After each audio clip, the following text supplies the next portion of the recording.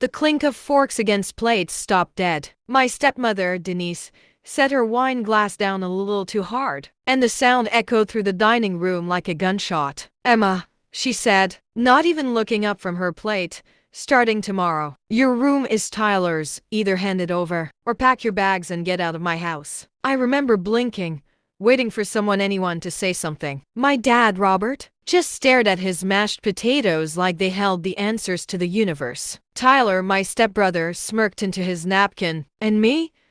I just sat there, 22 years old, in the house I grew up in, being told I no longer belonged. "Dad," I said quietly, "are you seriously not going to say anything?" He finally looked up. "Emma, sweetheart, Tyler needs his own space. He's starting college in the fall, and I've lived in that room since I was 6, I said. Since before Denise even existed in this family. Denise's fork clattered against her plate, but her voice stayed sickly sweet, the kind of sweet that makes your skin crawl. "Sweetheart, I've only ever tried to make this a real family, but you never let me in, did you? Always keeping your distance, always comparing me to her."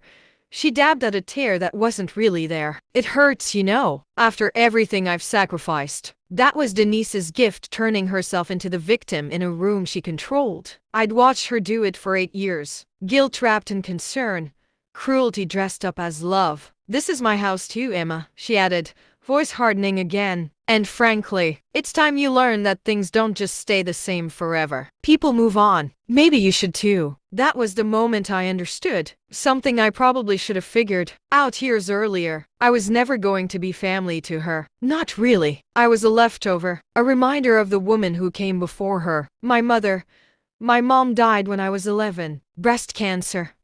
Fast and brutal. My dad remarried 3 years later, and Denise moved in with her son Tyler, who was 2 years younger than me. From day one, there was a hierarchy in that house, and I was always at the bottom of it though. Denise made sure it never looked that way to outsiders, to the neighbors, the relatives, the church group. She was the devoted stepmother who'd taken in a grieving little girl. Behind closed doors, she was someone else entirely, someone who misplaced my school permission slips, who forgot to mention my award ceremonies, who smiled at my father and rolled her eyes the second he turned away. That night, I didn't cry. I didn't scream. I went upstairs, and while Tyler was already measuring my room for his gaming setup, I quietly packed 2 suitcases. I took my clothes, my laptop, and one small wooden box that used to belong to my mother. Inside it were her old letters, a photo album, and a folded piece of paper I'd never really paid attention to before. A business card for a law office in Sacramento. I stared at that card for a long time before I finally understood what it might mean. By sunrise, I was gone. No goodbye.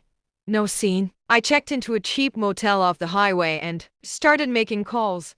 The lawyer's name was Richard Bellamy, an older man, kind eyes, and a voice that sounded like it belonged on the radio. He remembered my mother instantly. "Your mom was one of the sharpest women I ever worked with," he said, pulling out a thick folder from a locked cabinet. "She set up a trust for you before she passed." "Did your father ever mention that?" I shook my head. He explained that my mother, who had actually co-founded the small marketing firm my dad still ran, had placed her shares of the company, along with the house we grew up in, into an irrevocable trust in my name. It was set to fully release when I turned 25. Until then, as the named beneficiary, my signature was required for any major transaction involving those assets, including the house. I sat there in silence, absorbing what that meant. Denise didn't own that house. She never had. My dad had been living off borrowed time and property that legally still belonged to me and my mother's legacy. "Does my dad know the details of this?" I asked. Richard shrugged. "He knows the trust exists. I doubt he remembers just how much control you actually have. And honestly," he added, lowering his voice, "there's something else you should know. Your stepmother has called this office twice, asking questions about the trust. Years ago, before you ever left that house." My stomach turned. She'd known, maybe not everything, but enough. Enough to know exactly what she was pushing me out of. For the first time in years, I smiled, not out of anger, but out of clarity. I didn't go back. I didn't call. I got a job 3 states away at a marketing firm in Denver, using the same skills my mother had once used to help build my dad's business from nothing. I worked hard, kept my head down, and let time do what time does best, expose things. Back home, cracks started forming. Denise had convinced my dad to expand the business, take out a second mortgage, and enroll Tyler in an expensive out-of-state university. What none of them accounted for was that the company's financial structure, the one my mother helped design, required trust approval for anything involving equity distribution. 3 months before my 25th birthday, my dad's accountant reached out to Richard's office, confused about why a routine loan against company shares had been frozen. Richard, per legal obligation, informed him the shares were held in an active trust, pending my consent as beneficiary. That's when the calls started. Emma. Hi.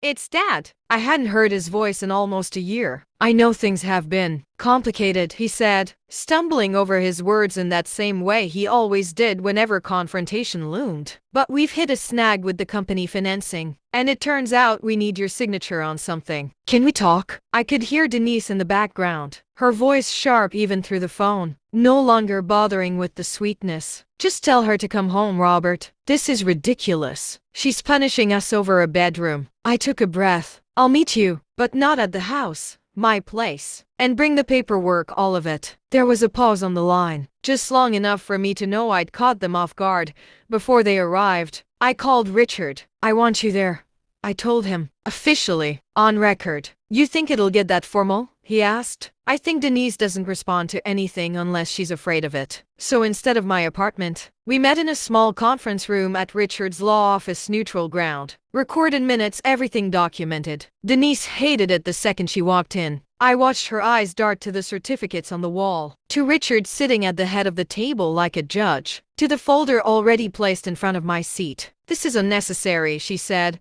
forcing a laugh. We're family, Emma.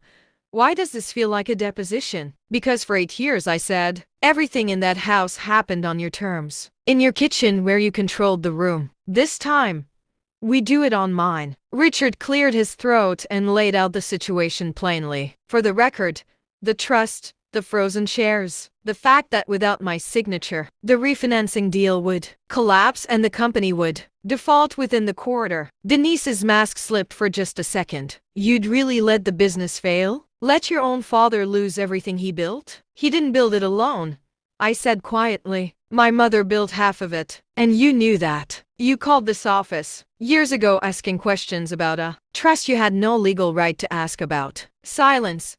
My dad's head turned slowly toward her. Denise, he said, is that true? She didn't answer right away, and that hesitation said more than any confession could have. Later that evening, after Denise had stormed out to get some air, it was just me and my dad in that conference room. He looked older than I remembered, tired in a way that had nothing to do with age. I should have protected your room, he said suddenly, staring at his hands. Not just a room, all of it. I let her run that house because it was easier than fighting, and I told myself I was keeping the peace. But I wasn't. I was just watching you disappear a little more every year, and I didn't stop it. I didn't say anything. I just let him talk, because I think he needed to say it more than I needed to hear it. Your mother would be ashamed of me, he said, voice breaking. I used to imagine what she'd say if she saw the way things turned out. And Emma, I am so sorry. I should have said something at that dinner table. I should have said something 100 dinner tables before that one. Then say something now, I said softly. He looked up at me, and for the first time in years, I saw my father again, not the man who stared at his plate, but the man who used to carry me on his shoulders before. Grief and guilt hollowed him out. Okay, he said, draw up the papers. Whatever you need, it's yours.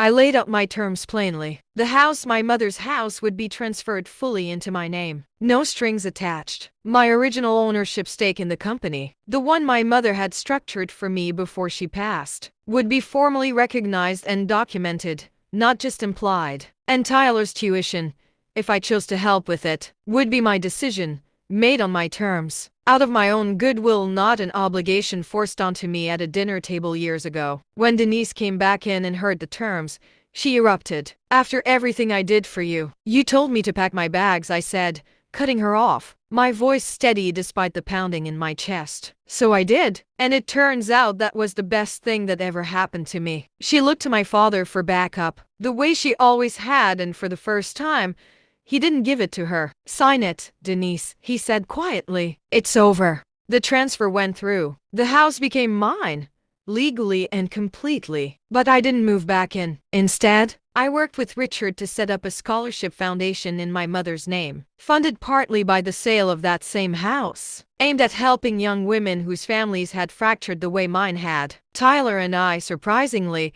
ended up building something real. Without Denise controlling every conversation, we found out we actually got along. I ended up helping fund part of his tuition anyway, not because I had to, but because I wanted to, on my own terms, just like I said I would. As for Denise, she never apologized. Not once. My father, though he calls every Sunday now, sometimes we don't even talk about anything important. Sometimes he just wants to hear my voice, like he's making up for all the years he didn't use his. Sometimes revenge doesn't look like screaming matches or slammed doors. Sometimes it looks like silence, patience, and a signature that someone forgot they needed. I think about that dinner table moment sometimes, the night she told me to pack my bags. And honestly, I'm grateful she did, because leaving was the moment I stopped waiting for a family to choose me and started building a life where I never had to ask permission to belong.